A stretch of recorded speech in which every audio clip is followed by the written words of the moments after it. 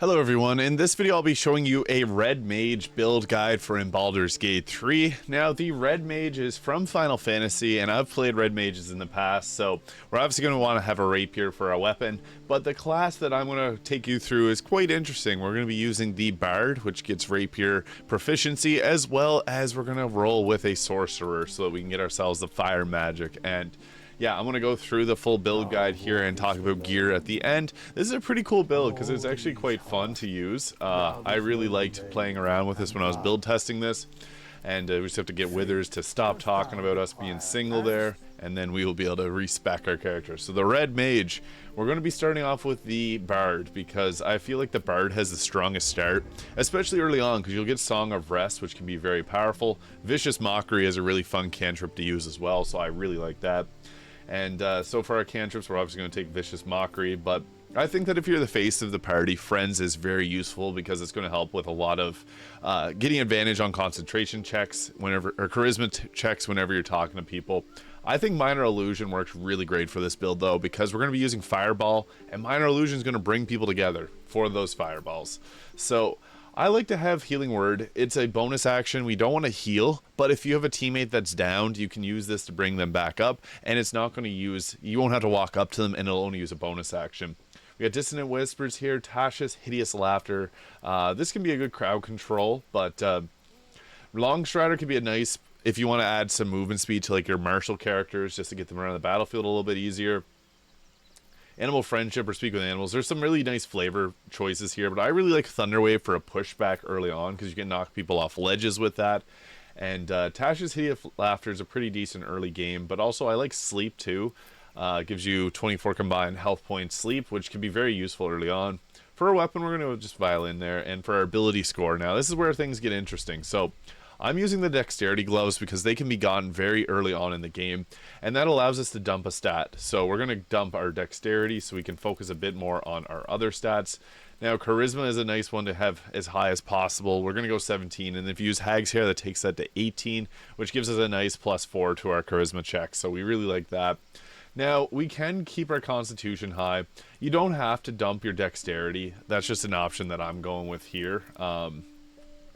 Since I'm using the Dexterity Gloves, if you're not dumping Dexterity, you should go all in on your Dexterity and then keep your like Constitution rather high.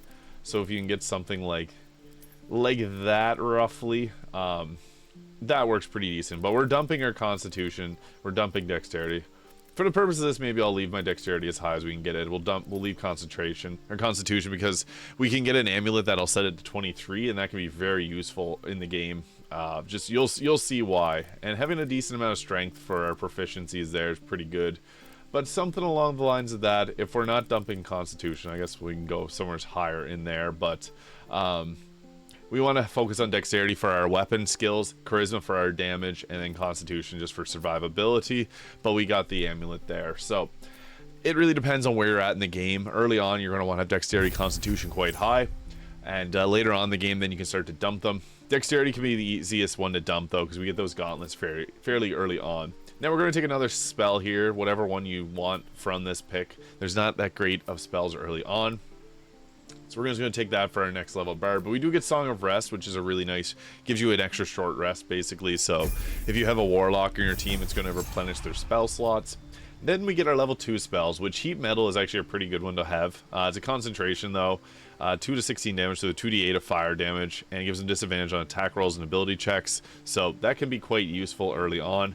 I'm also a fan of Whole Person, because this just is really good in general. Now, the Red Mage is going to be more so about dealing damage, like fire damage in particular, which I'll get into, but early on, crowd control is going to help out a lot. And we can go two different ways with this. The College of Lore will give us magical secrets at level 6, so that we can take 2 spells from from any really area. And it's very powerful. I think that that's a really great one. But we're going to go College of Swords. The reason being, the Red Mage does use a rapier to attack, alongside also using its it also uses some magic, so this is going to be perfect for this combination here, and I'm going to get into that a little bit further. For our fighting style, 2-weapon fighting is kind of my preferred one, but you can also go dueling if you're wielding a melee weapon that's not too versatile in one hand and no weapon in the other. You deal an additional 2 damage with that weapon. You can't you can carry a shield in your free hand and still gain this bonus. So dueling can be nice if we want to use a shield, but if we're using 2 weapons, then 2 weapon fighting, pretty straightforward. Just depends on what type of build you want to go for. I typically prefer having 2 weapons, especially with the College of Swords, whenever we can use our flourishes, which is a really big component of our melee attacks. If we don't go, like, we could have went with Paladin for this and got smites for our magic attack, but I like Flourish. It fits the feel of the Red Mage a little bit better. So slashing Flourish range allows us to attack 2 targets at once with a ranged attack. That's really nice. And then we also got our mobile Flourish, which can teleport. You want to start off with defensive Flourish to get that +4 to armor class, which is super nice to have because our armor class can be a little bit lower than we'd want typically. So that's that for level 3. Pretty big level for the Bard. Then we get level 4, which gives us another cantrip. I think Mage Hand can have some use. You can have like oil pots, you can drop them and make it throw it. So there's some versatility there. Now Heat Metal would be a really great one, but we have a concentration with whole person, so depends if you want damage or not. I also think for concentration, Cloud of Daggers can be really fun and actually kind of fits the lore of the Red Mage a bit better. So we're gonna go with that. Heat Metal or Cloud of Daggers, one of the 3 between hold person, Heat Metal, Cloud of Daggers. For our ability improvement, is going to be what we're going to focus on here. So we want to bump up our charisma because that's going to be the main spellcasting modifier for both Sorcerer and the Bard that we'll be going with here. So we're going to take that for our next level. And then as we get into level 5, this is where things get a little bit more interesting because we're going to be going into level 3 spells where things get a little bit intense. I really like Glyph of Warding. This is like a big area of effect. You can make it like almost like a fireball. It's a mine, so when people step over it, they take the damage. You can also have it as a sleep, or if you have sorcerers, you can set up like water, create water, and use the lightning version of that. So there's a lot of usefulness that you can find with this, so I really think Glyph of Warding is a pretty good spell to have. But we also get the Font of Inspiration. We gain Bardic Inspiration after a long or short rest, and then improved Bardic Inspiration, which gives us the bonus rolls. It takes them from a 1d6 to a 1d8, so this is really nice to have. And then we got our spell selection. Now, this is where our class kind of comes online. We get ourselves a subclass feature of an extra attack. So now we can attack twice, and that's what makes this build more so like a Red Mage, because we still get the double attack, but we also get spells. And we get Counter Charm. You and any allies in 9 meters have advantage on saving throws against being charmed or frightened. So that's a pretty good one, just a passive to have. We can go with another level 3 spell here. Hypnotic Pattern can be pretty decent. Hypnotize creatures so they see the pattern, they cannot attack you, they cannot move or act. Fear is also a really nice one. I think that Fear is actually kind of overpowered because targets drop everything and become fearful. They have disadvantage on ability checks and attack rolls. So you can cast Fear on a creature, grab its weapon, you have a new weapon, and then that creature can attack you. So it's pretty powerful. I think that that's a really nice one to have. So we'll take that, but you can also go with something like Plant Growth, Simple Crowd Control, Hypnotic Pattern, or Stinking Cloud. So Stinking Cloud stops them from taking actions, so that's pretty nice to have. Level 7 Bard, we only get our next level of spells, which can be nice, but I think that adding in Sorcerer really starts to make this the Red Mage.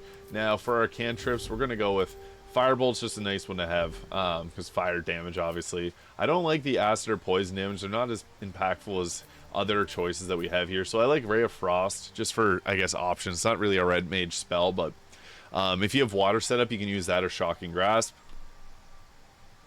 Light's a pretty good one too, and if you didn't take Friends earlier, take Friends now. Bone Chill's also great too, because it stops them from taking healing, and they get disadvantage on attack rolls, so less likely to hit your team. That can be actually a really good one if you don't want to take Light. And then for our spells, we're going to go with, I like Magic Missile a lot, but it's a good way to just get guaranteed damage sometimes when you don't have an ability to hit something. And Chromatic Orb is nice too, because this can be any type of damage that you want. Shield is also another one that we'd like to take, or Ice Knife can be potential. Burning Hands, 3d6. It can be okay. Kind of fits the theme of this a bit better, but for our subclass, we're going to go with Draconic Bloodline, which gives us Draconic Resilience. When you aren't wearing armor, your base armor class is 13. And then we also get 1 extra hit point per sorcerer level, so that's really nice. For our type of Dragon Ancestor, we want to have a fire one. So if you want to have Burning Hands here, or Disguise Self, this is going to give us a fire damage boost at level 6. we're not going to mess around with these scales. So there we go. That's going to be level 1 Sorcerer. The Draconic Sorcerer is really powerful. It's a nice one to have alongside this because it has some very great synergies and allows us to deal a lot more damage with fire spells. So we'll get into how that can be pretty impactful in a moment here. And we're going to take our next spell, which Magic Armor can be really nice. Armor class to 13 plus Dexterity. Shield is what I prefer to have, though. Just a reaction to increase armor class by 5 or take no damage from Magic Missile. Very nice to have. Meta Magic, this is where it gets fun. Increase the range of spells by 50% can be nice just to hit someone that might be a little bit further away. And then Twin Spells is another really great one. You can double the damage. It's crazy. And there's even some ways to cheese that. There's a staff that gives you Chain Lightning, and you can Chain Lightning with the Twin Spell, where normally you can't do that. So it gets really powerful. For our next spell, we get level 2 spells. And I think Scorching Ray just give us the fire damage that makes sense for this class. And then we're going to get our favorite, Quicken spell, which spells that cost an action cost a bonus action instead. So this lets you cast 2 spells per turn. Overpowered. At level 6, we can do this twice.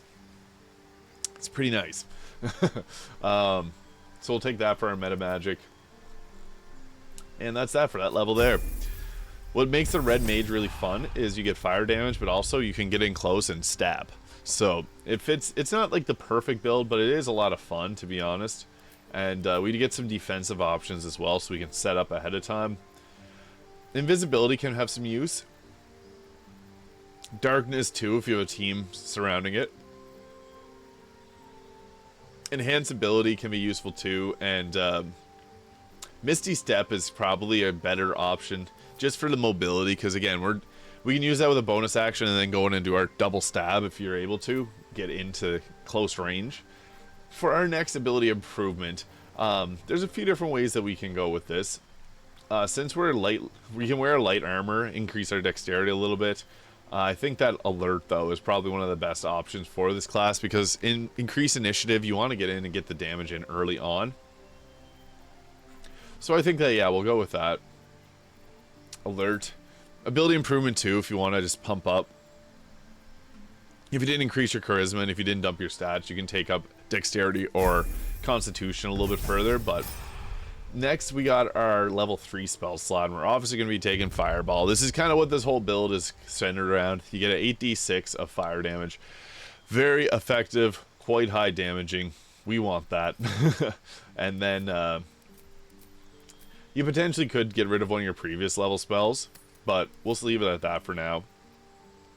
Counterspell is really nice, but I also recommend Haste, which we'll get to decide on our next level here. So it all comes down to this. If you want to take Counterspell to shut down enemy sorcerers, it does burn through your spell slots pretty quickly, but I prefer going Twin Haste. You gain an action, become faster, and +2 to armor class. You can use the sorcerer's ability to cast that twin spell on you and a teammate, so you both will get haste. Incredibly overpowered. So you're giving 2 actions. It's just a net positive for the team. You should definitely take it. The +2 to armor class is huge as well. So yeah, this build gets pretty crazy, and we're gonna go over gear options a little bit here. Now, I don't personally have a rapier on this. There is a really nice one you can get in Act 3, but I think the Birthright hat, it not only looks red mage, it also is going to boost our charisma up to 20. If we had the Hag's here, that'd be 22, so a much higher charisma modifier. Always nice to have. And then we're going to use the Cloak of Protection. Increased armor class makes sense for why we want that, because it's a little bit less survivable. We get the red-white theme going on. We're using Viconia's Priestess robe just because it looks like a red mage kind of outfit. But this also gives us advantage on stealth checks. So you can use a bit of stealth on this. We have the Gloves of Dexterity, but if you didn't dump Dexterity, there's a few other options that you can go with. I like the Gloves of Growling Underdog, gain advantage on melee attack rolls whenever surrounded by 2 enemies. That can actually be really useful.